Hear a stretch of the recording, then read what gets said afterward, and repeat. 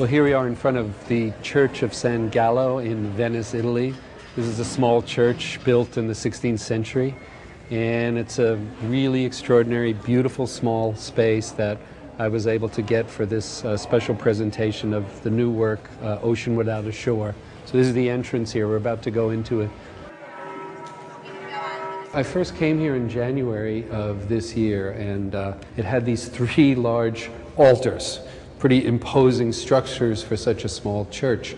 So I didn't really know exactly how I should approach this, and even really what I was going to do. I was completely empty, actually, which is a blessing in disguise sometimes.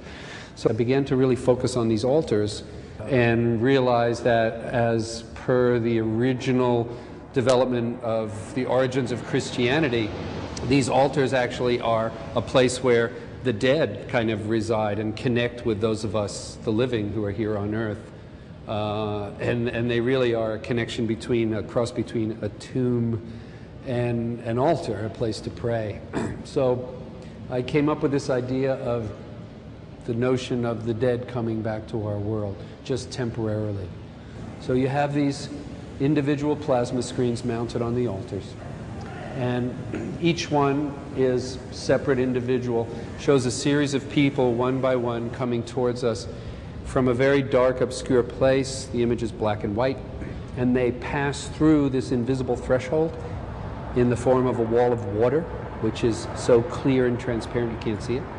And then they actually step into seemingly this space, and they become at that moment transformed into a high definition, highly detailed, full color image.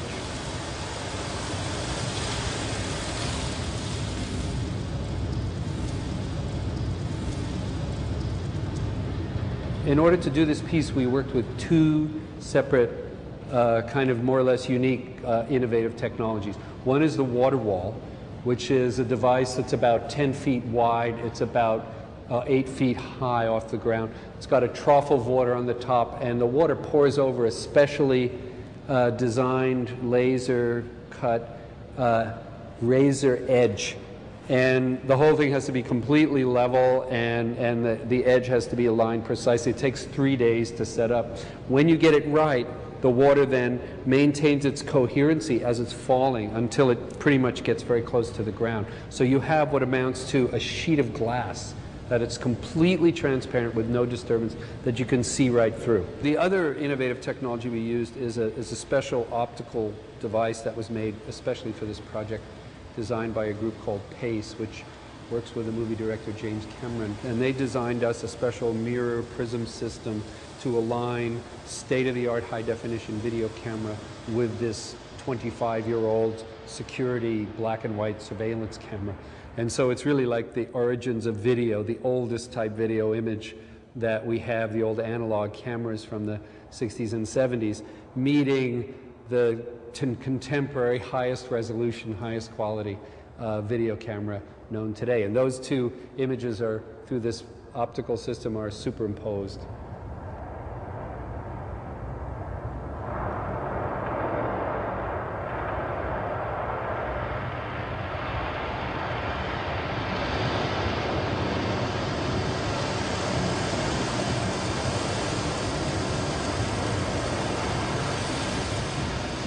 A lot of the shots you see in this piece were actually the first take with everybody. I spent time with each person individually, talking with them, and you know, when you speak with people, you realize in the end everybody has experienced some kind of loss in their life, great and small. And so you speak with them, you work with them, you spend time, and that comes to the surface while we're working on this project together, you know. And I didn't want to over-direct them because I knew that the water would have this kind of visceral effect. And so they were able to, I think, use this piece on their own, and a lot of them had their own stories of coming back and visiting a relative, perhaps, who had died, or you know, there was an elderly woman who came back to see her sister who had passed away 8 years earlier. And it was really interesting how people just sort of took this on their own. And for me, as a director, you know, that's a beautiful thing. You just let the people bring to it what they have and what they actually need to express. I think I've designed a piece that's open-ended enough where the people and the range of people, the kind of people we chose, which are from various ethnic groups and cultures, and I think that the feeling of more, this is a piece about humanity, and it's about the fragility of life, like the borderline between life and death is actually not a hard wall.